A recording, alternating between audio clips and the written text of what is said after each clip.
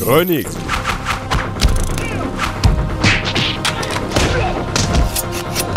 Kung Fu.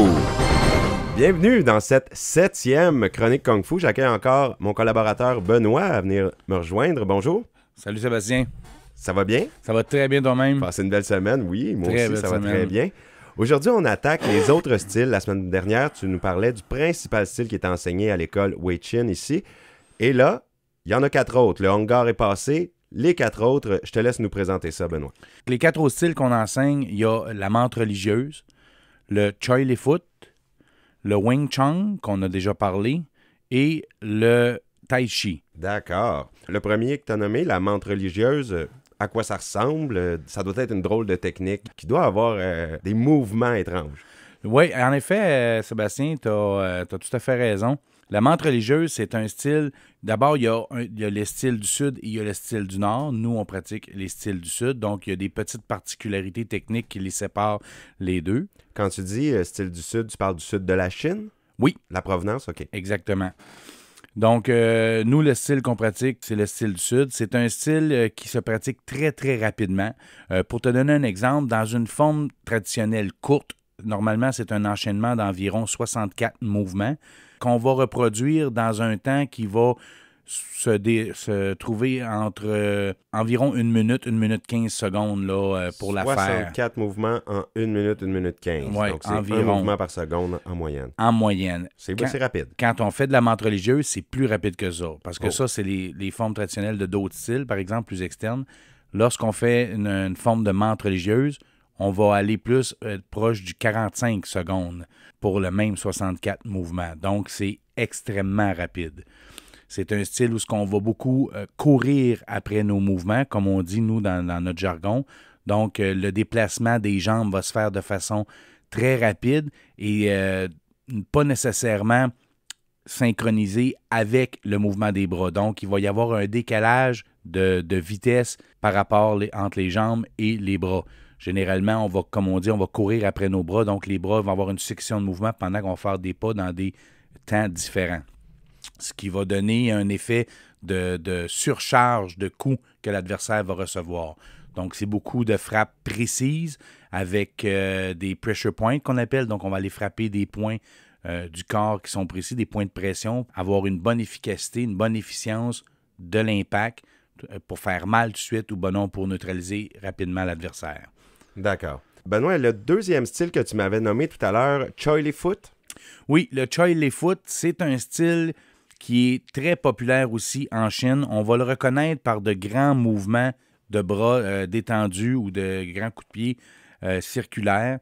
C'est le principe, en fait, c'est comme si les bras étaient une corde et que nos mains ou nos poings étaient des roches.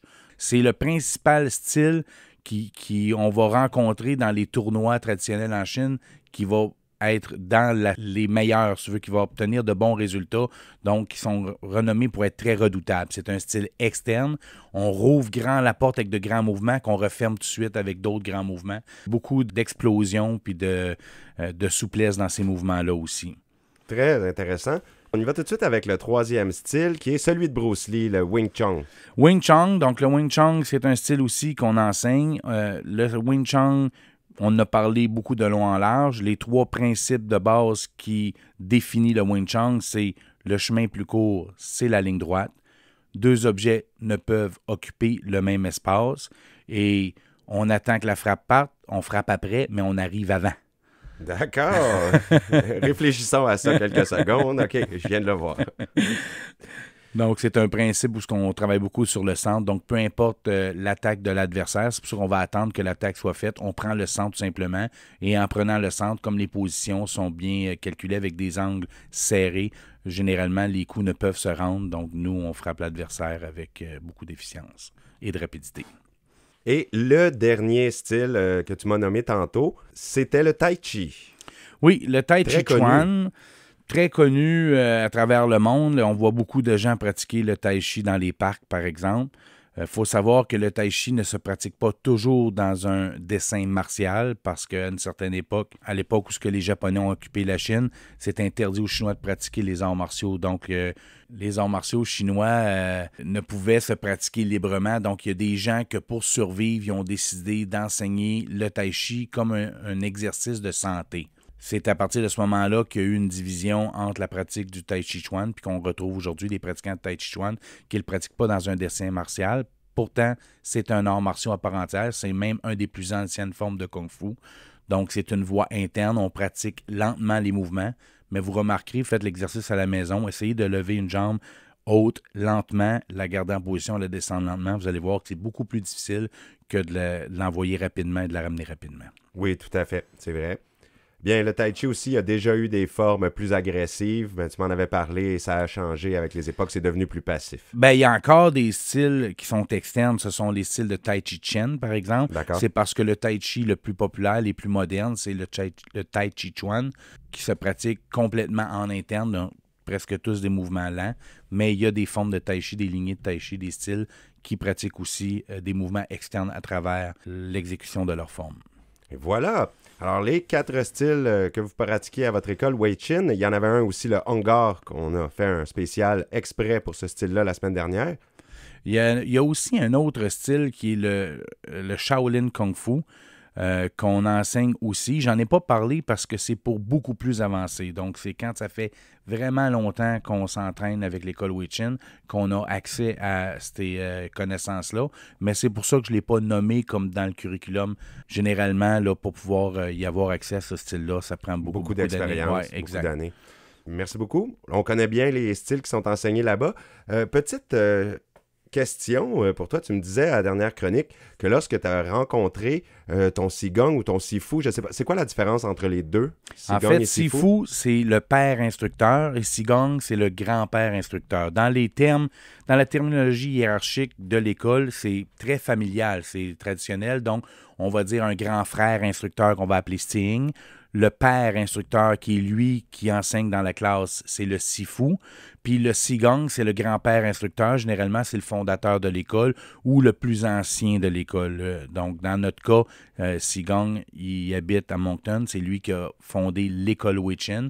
Et mon Sifu enseigne à l'école Wei Chin. Et je suis Sifu aussi avec Étienne Gendron, puisqu'on enseigne aussi à des élèves dans la classe. Donc, l'homme que tu as rencontré, vraiment, il a l'air impressionnant comme personnage. Et tu m'as dit que tu l'as rencontré selon une anecdote ou tout à fait par hasard quand tu es arrivé dans la région ici. Je voudrais que tu nous racontes de quelle façon ça s'est fait. Bien, ça me fait faire plaisir de vous raconter ça. Donc, effectivement, quand je suis arrivé dans la région, il y a environ 13 ou 14 ans, j'ai cherché une école d'arts martiaux puisque j'en ai toujours fait, puis c'est une préoccupation importante pour moi d'avoir toujours où ce que j'habite une école d'arts martiaux parce que c'est ma passion. Je me suis informé, il y avait une école de karaté. Les enfants de ma blonde à l'époque faisaient du karaté. Donc, j'ai été à leur classe de karaté. C'était pas très en lien avec ce que je cherchais. C'était peut-être une approche plus familiale. Moi, je cherchais de quoi de plus avancé, peut-être même en cours privé. Mais je croyais pas que ça pouvait se trouver dans la région.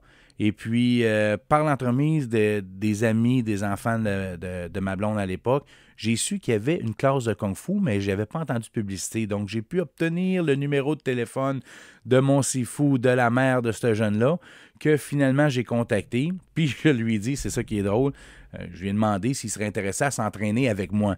Donc, je trouve ça drôle parce que quand je l'ai rencontré, Sifu, c'est un homme qui est très humble, mais qui a beaucoup, beaucoup d'aptitudes et de capacités. Il m'a dit oui, très ouvertement. Il m'a invité chez lui, puis je suis allé le rencontrer, puis on a discuté. Et on s'est exécuté dans certaines démonstrations martiales.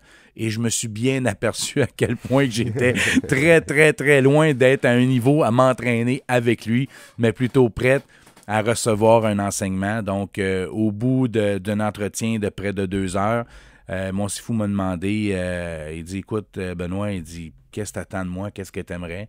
Ben moi, je lui ai dit, écoute, je vois la différence de niveau. Je vois bien que je suis plus en position de recevoir un enseignement que de m'entraîner, chummer avec toi. Là. Fait que je dis, suppose que je suis un bloc de bois puis que tu es un sculpteur. Moi, je remets ma confiance en toi puis je te laisse créer ton enseignement à travers moi.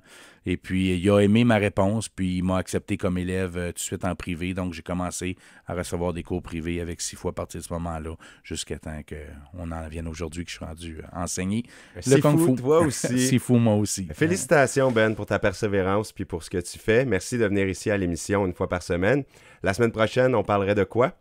La semaine prochaine, je vous propose de vous parler des armes, parce qu'on a parlé beaucoup des styles, des techniques, mais les arts martiaux, c'est un art de guerre, en fait. Donc, c'est des arts traditionnels façonnés pour le champ de bataille. Donc, il y a aussi une panoplie d'armes militaires qui va avec cet enseignement-là. Donc, on utilise des armes dans nos entraînements. Je vais vous parler de ces armes-là, à quoi ils servent, c'est quoi les avantages et les désavantages.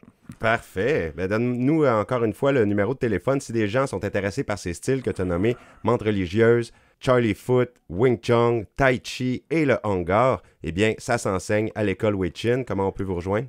Pour nous rejoindre, donc, au 418-899-0843 de soir, au 418-714-2408 de jour. Vous pouvez aussi contacter dans la région de dans le coin de Packington, Étienne Gendron, au 418-853-5300.